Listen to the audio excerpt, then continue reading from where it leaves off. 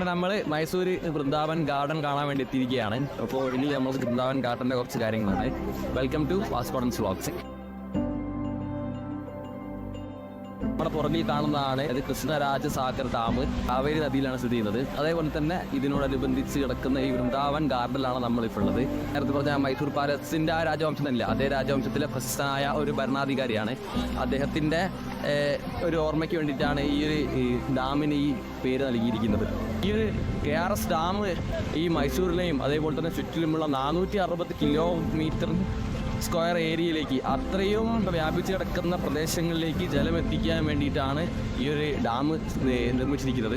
അത് കാണുമ്പോൾ തന്നെ മനസ്സിലാവും ഈ ഒരു ഗാർഡൻ സ്ഥിതി ചെയ്യുന്നത്. വൃന്ദാവൻ ഗാർഡൻ എന്ന് പറഞ്ഞാൽ മൈസൂരിലെ ഈ ഗാർഡൻ സ്ഥിതി ചെയ്യുന്നത് ഈ ഒരു ഡാമിൻ്റെ നേരെ ഈ ബ്ലോക്ക് ചെയ്തിരിക്കുന്ന ഭാഗത്തിൻ്റെ നേരെ താഴെ ഭാഗത്താണ്. അതുകൊണ്ട് തന്നെ വളരെ വലിയ സുരക്ഷാ സംവിധാനങ്ങൾ ഇവിടെ ഉണ്ട്. ഇങ്ങോട്ടേക്ക് കയറ്റി വിടുമ്പോൾ നമ്മൾ മൊത്തം ചെക്ക് ചെയ്തിട്ട് നമ്മുടെ മെറ്റൽ ഡിറ്റക്ടറും അത് നല്ല രീതിയിൽ നല്ല കർശനമായിട്ട് എല്ലാം പരിശോധിച്ചിട്ട് മാത്രമേ ഇതിനകത്തേക്ക് ആളുകളെ കടത്തിവിടുന്നുള്ളൂ.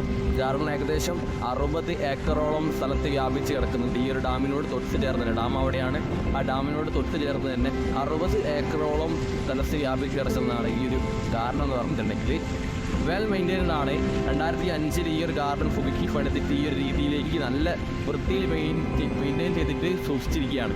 ഇത് ഡാമിൻ്റെ ആ ഒരു വലുപ്പത്തിന് നേരെ താഴെ ഭാഗം എന്ന് പറയുമ്പോൾ അത്രത്തോളം ഒരു ഡാമിൻ്റെ നീളത്തോളം വലുപ്പമുണ്ട് ഈ ഒരു ഗാർഡന്. അതേപോലെ തന്നെ ഈ ഒരു ഡാമിൻ്റെ ഏറ്റവും ആകർഷണമായിട്ടുള്ള ഒരു കാര്യം എന്ന് പറഞ്ഞിട്ടുണ്ടെങ്കിൽ ഒരു 6:30 മണിയോട് അടുക്കുന്ന സമയത്ത് ഒരു മ്യൂസിക്കൽ ഫൗണ്ടൻ, ഒരു വാട്ടർ ഫൗണ്ടൻ ഇവിടെ നടക്കുന്നുണ്ട്. അതിൻ്റെ അതായത് ഈ ജലവും അതേപോലെ തന്നെ ഈ മ്യൂസിക്കൊക്കെ ആയിട്ടുള്ളൊരു നല്ല രീതിയിലൊരു പ്രദർശനം, ഒരു ഫൗണ്ടൻ ഇവിടെ ഒരു 6:30 മണിയോടുകൂടെ ഇവിടെ നടക്കുന്നുണ്ട്. അതാണ് ഈ ഒരു ഗാർഡനിലെ ഏറ്റവും വിശിഷ്ടമായിട്ടുള്ള ഒരു കാര്യം. 2005 50 ദശലക്ഷം, അതായത് ഏകദേശം 5 കോടി രൂപയോളം മുടക്കിയിട്ട് 2005 ഈ ഒരു ഗാർഡൻ മൊത്തം പുതുക്കി പണിതിട്ടുണ്ടായിരുന്നു. അതേപോലെ 2007 നിങ്ങൾക്കറിയാം കാവേരി ജലവുമായിട്ട് ബന്ധപ്പെട്ടിട്ട് ഇവിടുത്തെ കാവേരി നദിയിലോട് ചേർന്ന്, കാവേരി നദിയിലാണ് ഈ ഒരു ഡാം നിർമ്മിച്ചിട്ടുള്ളത്. അതുകൊണ്ട് തന്നെ 2007 കാവേരി നദിയിലെ ജലോപയോഗവുമായിട്ട് ബന്ധപ്പെട്ട് ചില പ്രശ്നങ്ങളുണ്ടായ സമയത്ത് അതിൻ്റെ പ്രശ്നങ്ങൾ പരിഹരിക്കാൻ അല്ലെങ്കിൽ ആ ഒരു പ്രശ്ന സമയങ്ങളിൽ ഈ ഒരു ഗാർഡന് കുറച്ച് കാലത്തേക്ക് അടച്ചിട്ടുണ്ടായിരുന്നു.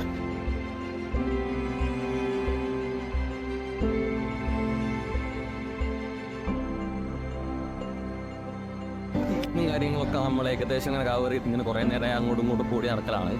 ഇപ്പോൾ സമയം 6:10 6:30 മണിയോട് അടുക്കുന്ന സമയത്ത് ഒരു മ്യൂസിക്കൽ ഫൗണ്ടൈൻ ഉണ്ട് ഇവിടെ. വളരെ ഫേമസ് ആയിട്ടുള്ള ഈ ഒരു ഗാർഡനിൽ വന്നാൽ തീർച്ചയായിട്ടും കണ്ടിരിക്കേണ്ട ഒരു മ്യൂസിക്കൽ ഫൗണ്ടൈൻ ഉണ്ട്. അത് ഏകദേശം ഒരു 6:30 മണിയാകുമ്പോഴാണ് നടക്കുക. അപ്പോൾ അങ്ങോട്ടേക്കുള്ള യാത്രയിലാണ്. ഇവിടെ വരുന്ന വിനോദസഞ്ചാരികൾക്കായി ബോട്ട് സർവീസൊക്കെ ഉണ്ടായിരുന്നു. പക്ഷേ അത് തൽക്കാലത്തേക്ക് ഇപ്പോൾ നിർത്തിവെച്ചതാണ്.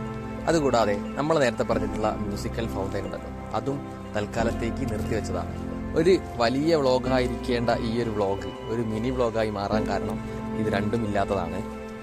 അടുത്ത വീഡിയോയിൽ കാണുന്നവരെ സ്നേഹത്തോടെ